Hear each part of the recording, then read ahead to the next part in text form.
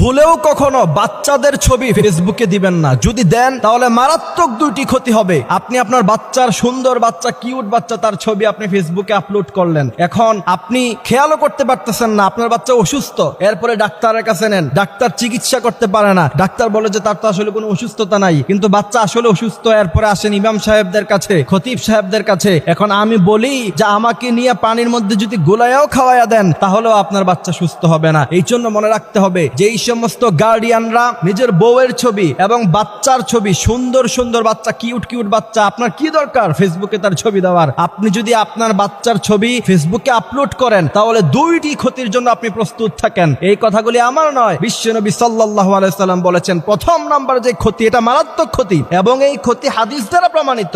আপনি আপনার বাচ্চার সুন্দর একটা ছবি আপনি ফেসবুকে আপলোড করলেন, এরপরে আপনার পরিচিত মানুষরা ফেসবুকে দেখে সে যদি বদনজর দেয়, আন নাজর হাক্কুন।